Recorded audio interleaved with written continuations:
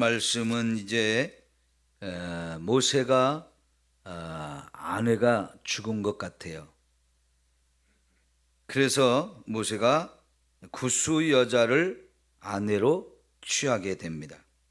여기 모세가 구스 여자를 취하였더니 했을 때 그 취하다는 말이 아내로 맞이하다는 이런 뜻이거든요. 아내가 있는데 또 아내를 맞이한다. 그게 아니고 아마 그 십보라라고 하는 이 여인이 죽었기 때문에 재혼을 한 것 같습니다. 여러분, 부부가 가능하면 함께 오래오래 같이 사는 게 제일 좋아요. 함께 살던 한쪽이 먼저 죽게 되면 그로 인해서 남겨진 사람은 정말 많이 힘든 것 같습니다. 여자도 그렇고 남자도 그렇고 보통 힘든 게 아니에요. 제가 이렇게 목회하면서 종종 남편이 먼저 이렇게 하나님의 부름을 받았을 때에 남겨진 부인들이 보통 3년은 너무너무 힘들어 하더라고요. 그거를 어느 정도 정리가 되고 극복을 하는데 3년이라고 하는 시간이 필요한 것 같아요. 이럴 때 여러분, 우리가 옆에서 많이 격려해주고 위로해주고 힘이 되어줘야 합니다. 특별히 부인이 먼저 죽었을 때 남겨진 남자는 그걸 극복하는 게 쉬운 사람도 있는데 사실은 더 어렵습니다. 왜요? 남자들은 이렇게 세상 살면서 아내를 의지하는 게 훨씬 큰 것 같아요. 그리고 아내들이 남편을 내조해 주는 부분이 정말 크거든요. 근데 갑자기 그런 부분이 싹 다 없어지니까 어떻게 보면 마치 생활 무능력자처럼 그렇게 되어지는 경우가 훨씬 더 많더라고요. 지금 모세와 같은 경우는 그 엄청난 백성들 전체를 이끌고 가는 지도자입니다. 중간 지도자도 아니고 최고 지도자입니다. 수많은 일들이 하루에도 엄청나게 생겨나고 그런 일들을 하나씩 하나씩 다 처리하고 또 수많은 사람들을 만나야 되지 않아요? 그런데 그런 과정 속에서 옆에서 아내가 힘이 되어주고 또 배필로서 돕는 역할들이 엄청나게 큰데 그 일이 지금 다 하나도 안 되기 때문에 여기서 겪는 모세의 고충이 너무 컸을 거예요. 그래서 이제 모세가 아내를 재혼을 하게 되어지는데 여러분, 지금 여기 모세가 재혼을 했을 때 그 대상이 누구였습니까? 구스 여자라고 하죠. 구스는 에티오피아라고 얘기할 수 있는데 여러분, 우리 보통의 경우에 하나님께서 이스라엘 백성들에게 결혼을 하지 말라고 그만 대표적인 나라가 있어요. 애굽 사람과 가나안 사람. 애굽 사람과 가나안 사람은 아내로 결혼을 하지 말라고 하나님이 강력하게 금지하셨습니다. 그러나 지금 이 구스는 애굽과는 달리 애굽의 밑에 쪽에 있는 새로운 나라, 다른 나라거든요.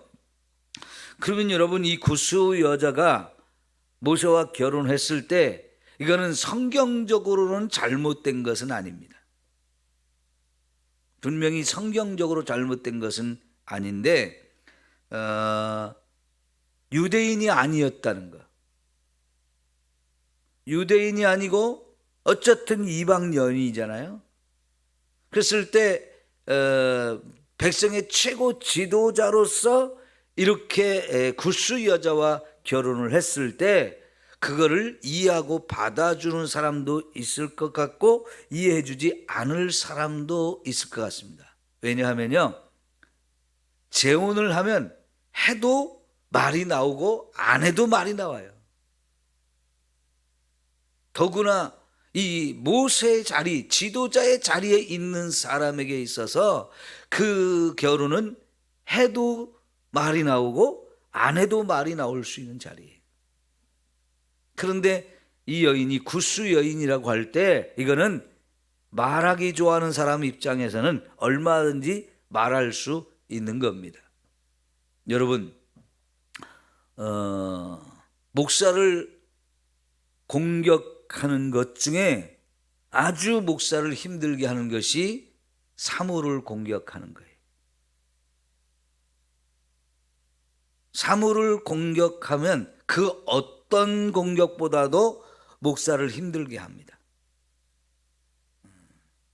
우리 교회는 감사하게도 저희 집사람에 대해서 우리 성도님들이 힘들게 하지 않아서 저는 참 감사해요.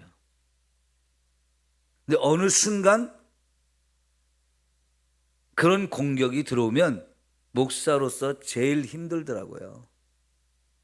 여러분이 앞으로도 저희 집사람에 대해서 좀 잘 이해해 주시고 잘 또 이렇게 대해 주시면 제가 목회하는데 가장 편안하게 목회를 할 수 있지 않을까 생각을 합니다. 자, 그런데 이 모세가 구스 여자와 결혼했을 때 이것을 문제 삼은 사람들이 있습니다. 누구냐면 모세의 누나와 모세의 형이었어요. 아론과 미리암. 여러분, 이 미리암은 모세의 누나이고 모세가 어려서 이제 남자아이로 태어나서 나일강에 던져가지고 죽여야 됐잖아요. 그래서 엄마가 이 아이를 죽이는 걸 원치 않아서 거의 젖을 떼기까지 숨겨서 아이를 양육을 해왔고 더 이상은 어떻게 할 수가 없어서 갈대 상자를 만들어서 아이를 넣고 나일강에 띄웠을 때에 갈대 숲에 숨어서 그 아이가 어떻게 되는가를 지켜보았던 사람이 누나잖아요. 그러니까 아이의 생명을 지키는데도 상당히 노력을 많이 했고요. 마침내 그 모세를 바로의 공주가 건져내서 자기 아들을 삼아서 이제 궁전으로 데려가려고 할 때 그때 숨어서 지켜보고 있던 이 누나 미리암이 나와서 공주에게 이 아이를 위해서 유물을 내가 소개할 수 있다고 하면서 자기 어머니를 소개해가지고 그 집에서 아이를 충분히 젖을 먹여 기를 수 있게 했는데, 여러분, 바로의 공주가 이 아이가 이 모세의 가족이라는 거 누구보다도 잘 알 수 있지 않습니까? 그런데도 여러분, 바로의 공주는 자기가 낳은 아들은 아니지만 자기 아들로 키우고 싶어가지고 이렇게 아이를 건져서 데리고 가려고 할 때 유모가 필요한데, 그러면 친엄마를 통해서 이렇게 젖을 먹게 하면 좋겠다 해가지고 결국 친엄마의 손에서 어느 정도 더 키울 수 있도록 이렇게 해잖아요. 거기에 결정적인 역할을 한 게 미리암이었어요. 모세의 입장에서 보면 너무너무 귀한 일을 해준 누나예요. 그리고 또 이 미리암이 15장, 출애굽기 15장에 보면 홍해바다를 건너고 나서 자기들은 안전하게 이 죽음의 바다를 건넜지만 뒤쫓아오던 애굽의 왕과 군대가 그 홍해바다에서 다 몰살당해 죽은 것을 확인하고 나서 그 다음날 아침에 온 백성이 모여서 막 바닷가에서 너무너무 기뻐하고 춤을 추고 축제를 벌이죠. 그때 미리암이 여인들과 더불어서 소고를 치면서 춤을 추면서 하나님을 찬송한 사건이 나와요. 근데 그때 보면 미리암이 선지자라고 소개가 되어집니다. 그러니까 미리암이 하나님께서 선지자로 세워서 백성들의 지도자로 세워준 사람입니다. 그 다음에 아론은 또 어떤 사람입니까? 모세의 형이면서 이제 출애굽 사건 이거를 할 때 처음부터 하나님께서 형과 함께 이 일을 할 수 있도록 해주셔서 정말로 바로 왕을 만날 그 일을 할 때부터 함께 늘 같이 다니면서 이 일을 해온 이스라엘의 최고 지도자 중에 한 사람입니다. 더구나 하나님께서 제사장으로 세워주셨습니다. 그런데 이 모세를 이 결혼한 사건을 두고 미리암과 아론이 비방을 하는데, 여러분 사실은 모세가 재혼한 것에 대해서는 사실 말할 것이 안 되는데 그거를 빌미로 해서 뭔 얘기를 하는 겁니까? 2절에 보니까 그들이 이르되 여호와께서 모세와만 말씀하셨느냐? 우리와도 말씀하지 아니하셨느냐? 여러분, 지금 모세가 가진 그 자리, 하나님께서 모세를 이스라엘의 최고 지도자로 세운 그 자리를 넘보고 있는 거거든요. 본심은 바로 이거잖아요. 미리암과 아론이 말하고자 하는 것은 정말 하나님께서 세우신 그 지도자라고 하는 자리, 그 권위, 그거에 대한 도전이지, 모세가 결혼한 것 가지고 사실은 말할 건 아닌데 그걸 구실로 삼아서 자기들의 본심을 이야기한 겁니다. 여러분, 그런데 가만히 2절을 보면 이 미리암과 아론이 모세에게 직접 가서 말한 게 아니고 누군가 다른 사람들에게 가서 그 사람들에게 모세를 비방하고 있는 그런 내용이에요. 여러분, 이건 더 나쁘죠. 그죠? 모세에게 와서 직접 말하는 거하고 그걸 다른 사람에게서 다른 사람을 만나서 그들에게 모세에 대해서 이러쿵저러쿵 하는 거, 이거는 사실은 더 나쁜 거예요. 여러분, 저와 여러분이 남 얘기를 정말 조심해야 돼요. 말 한마디에 천냥빚을 갚는다고도 했지만은 내가 남 얘기를 다른 사람들한테 이렇게 함부로 하게 되면 이게 정말 큰일이 날 수 있어요. 남을 특별히 비방한다. 그거는 정말로 목숨 걸고 해야 되는 겁니다. 내가 남을 비방하는 얘기를 들은 그 사람이 그 당사자한테 가서 얘기를 해버리면 어떻게 되겠어요? 진짜 큰 사건이 벌어지는 거예요. 그나마 분별력 있는 사람들은 들어도 아우 저런 얘기는 하면 안 되는데 절대로 옮기지 않지만, 여러분 그거요, 진짜 내가 아무개가 와서 너에 대해서 이렇게 얘기하더라, 이 말을 하면 이거 진짜 큰 사건 벌어지는 겁니다. 칼부림이 날 수도 있어요. 이런 일을 해야 됩니까? 말아야 됩니까? 이건 정말 해서는 안 되는 거예요. 근데 여러분, 인간적으로 보면 내 형제들이잖아요. 가장 가까운 사람들이에요. 근데 그 형제들이, 그것도 누나와 형이 동생을 이렇게 다른 사람한테 비방한다? 참 이거는 너무너무 안타까운 일이죠. 이런 일은 있어서는 안 되는데, 여러분 참 이게 인간인 것 같아요. 인간이 이렇게, 우리의 죄성이 이렇게 큽니다. 사탄은 이런 것들을 이용해서 저와 여러분을 어떻게든 공격하고 넘어뜨리려고 해요. 여러분, 아담을 넘어뜨리게 했던 사람이 누굽니까? 자기 아내잖아요. 그 옆에서 정말 우리 거룩하게 살 수 있도록 도와주고 이렇게 해줘야 되는데 오히려 망하게 만드는 역할을 했단 말이죠. 참 인간의 죄성이라는 게 얼마나 무서운 것인가를 우리가 알 수 있는데요. 부부간에도 정말 돕는 배필로서 어떻게 하면 더 신앙생활을 잘하게 해줄까? 어떻게 하면 더 하나님을 기쁘시게 하게 해줄까? 이런 관심을 갖고 서로 돕는 역할을 해야지 망하게 하면 안 됩니다. 이건 망하게 하는 거예요. 그런데 여러분, 이 미리암과 아론이 자기 동생 모세를 이렇게 원망하고 또 시기하고 질투하면서 남에게 비방하는 이것을 누가 들으셨다고 그랬어요? 하나님이 들으셨다라고 말씀하셨어요. 우리 옛날 조상들은 낱말은 새가 듣고 반말은 쥐가 듣는다고 그랬는데, 그때는 하나님을 모를 때니까 쥐나 새로 이야기를 했지만요, 이게 무슨 얘기입니까?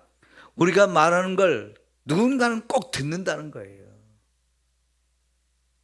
아무리 비밀스럽게 말해도 누군가는 듣는데, 저와 여러분에게는 하나님이 우리가 하는 말을 다 들으신다는 거죠.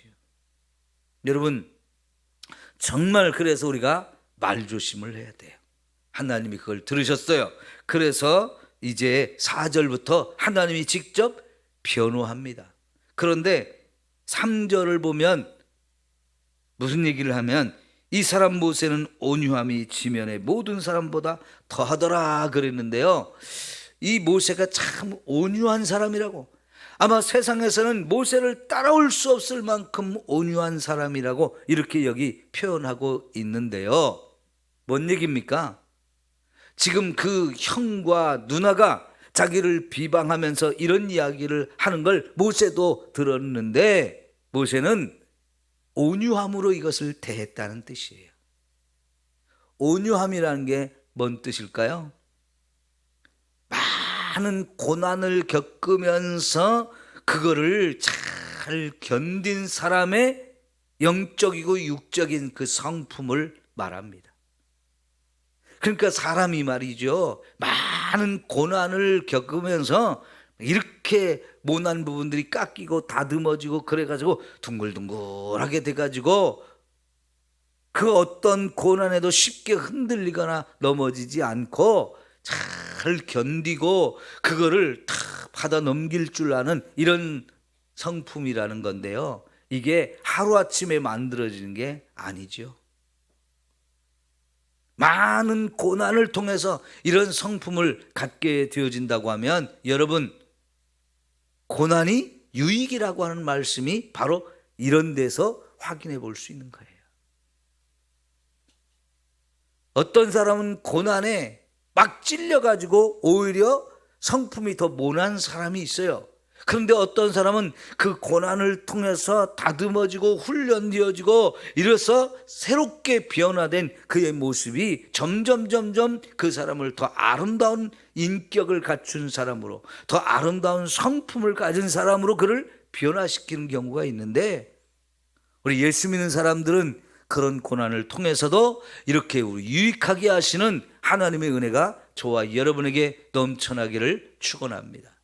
여러분, 하나님께서는요, 저와 여러분을 이렇게 탁 욥이 말하는 것처럼 내가 가는 그 길을 주께서 아시나니 나를 단련하신 후에는 내가 정금같이 나오리라 하는 이 말씀처럼, 정말 그 많은 연단과 고난을 통해서 저와 여러분이 더 많이 연단되어져서 정금 같은 존재가 되어지기를 축원합니다.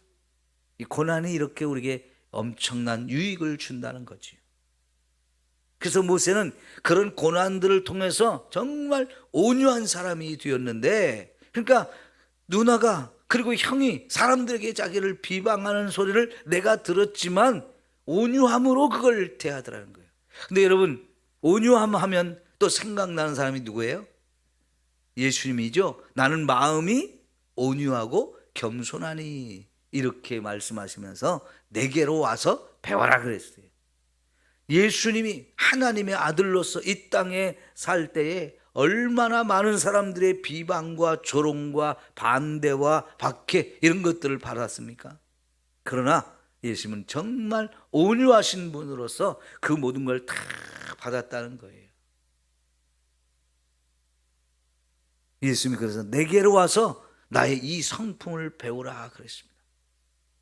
우리 예수 믿는 사람들이 정말 이런 예수님의 온유함 본받기 위해서 더 많이 힘쓰고 노력해야 할 줄 믿습니다. 자, 그래서 4절부터 하나님께서 이 부분에 대해서 변호해 주시는데, 그러니까 모세가 그걸 같이 맞서 싸우고 자기를 변명하고 이러지 않아도 하나님이 알아서 변호를 해 주셨다는 거예요. 다시 말하면 모세가 이거를 대적하지 않고 맞서 싸우지 않은 건 뭐냐면 하나님께 맡긴 거예요. 하나님이 알아서 해 주세요. 그랬더니 진짜 하나님이 모세에 대해서 직접 변호를 해 주시면서 너희들도 내가 세운 선지자이고 제사장이지만 이 사람 모세는 너희들하고는 다르다라고 말씀하셔요. 여러분, 어제 우리가 보았던 말씀에서 모세의 동역자들을 많이, 그저께 봤네요, 많이 70명이나 세워주었지만 그 70명을 다 불러오는 가운데서 하나님은 특별히 모세와 1대1로 대면하는 모습을 보여주겠다라고 말씀하셨어요.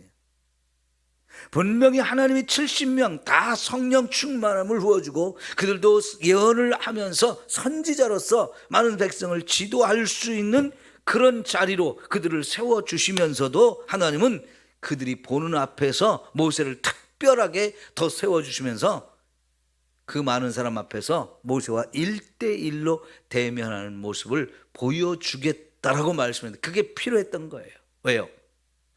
모세의 특별한 지도력, 그가 있는 자리, 그게 너무나 중요하기 때문에 그렇게 해주었는데 지금 모세의 형과 누나가 그것을 허물어 버리려고 한 거예요. 그러니까 하나님께서 너희들도 분명히 내가 세운 일꾼이지만 모세는 다르다. 모세하고는 내가 1대1로 대면하는 유일한 사람이라는 것을 말씀해 주셔요. 하나님의 뜻을 가장 정확하게 알고 그 뜻에 따라서 백성들을 이끌고 갈 수 있는 사람, 하나님이 오직 모세 한 사람을 그렇게 세웠다고 말씀을 하시고, 그리고 모세는 내 집에서 온전히 충성한 사람이다. 내가 맡겨진 그 일을 정말 잘 감당해서 너무너무 충성한 사람이라고 말씀을 하시면서 너희가 어찌하여 내 종 모세 비방하기를 두려워하지 아니하느냐 그랬습니다. 여러분, 다른 사람이 아니라 하나님이 세워주신 최고의 지도자, 이런 지도자를 비방한다는 거, 그건 우리가 두려워해야 될 일이다라고 말씀을 하셨어요. 여러분, 목사도 인간이고 부족함이나 약점이나 모자란 부분들이 얼마든지 있습니다. 자, 그런 부분에 대해서 여러분이 정말 조심하시고 특별히 기도해 주시기를 바랍니다. 그거는 그 연약함과 약점과 부족함이 드러날 때 여러분이 그 부분을 충분히 이해해 주고 덮어주고 그리고 오히려 더 그 부분을 가려주면서 그 연약한 부분에서 여러분이 할 수 있으면 대신 채워주려고 노력하고 기도해 줘야지, 이거를 비방할 것이 되어지면 저도 망하고 여러분도 망하게 되어지는 거예요. 저 한 사람의 문제로 끝나는 게 아니고 온 교회가 어려움을 크게 겪을 수 있는 일이기 때문에 이거는 정말로 조심 또 조심해야 할 일이라는 걸 여러분 기억하십시오. 교회를 먼저 생각하셔야 돼요. 그런 면에서 목사인 저도 더 책임감을 가지고 제가 게으름을 부르거나 어떤 잘못을 하거나 실수를 하거나 이런 걸 하지 않으려고 정말 저도 저 자신을 쳐서 복종시키려고 최선을 다하고 그 책임감을 정말 중요하게 여깁니다. 그럼에도 불구하고 인간이기 때문에 여러분 눈에 보일 때 뭔가 부족해 보이고 뭔가 연약해 보이고 뭔가 꼬투리가 잡힐 수 있지만 여러분이 정말 너그럽게 넓은 마음으로 품어주시면 하나님의 교회를 세워가는 일이 여러분을 통해서 더 놀랍게 이루어질 거예요. 하나님께서는요, 이 모세의 누나와 형 두 사람 중에서도 특별히 누나 미리암이 더 앞장서서 그런 비방을 했던 것 같아요. 그래서 하나님께서 그 미리암에게 갑자기 문둥병이 들게 해가지고요, 모든 백성이 봤을 때 막 큰일 났어요. 여러분, 문둥병이 든 사람은 어떻게 하라고 그랬습니까? 진영에서 쫓아내려고 했잖아요. 결국 미리암도 쫓겨나가지고 일주일 동안을 그 문둥병으로 고통을 받게 하고 부끄러움을 당하게 했어요. 그 죄에 대한 분명한 책임을 지고 벌을 받게 하신 거죠. 일주일 동안 온 백성이 그것 때문에 애통해하면서 서로 기도하면서 시간을 보낸 후에 하나님께서 미리암의 병을 고쳐주시고 다시 돌아올 수 있게 해준 것으로 이제 문제가 끝났지만, 여러분 참 너무나 안타까운 일이죠. 이 사건을 통해서 하나님께서는 하나님이 세운 지도자를 함부로 비방해서는 안 된다는 것을 가르쳐 주십니다. 왜요?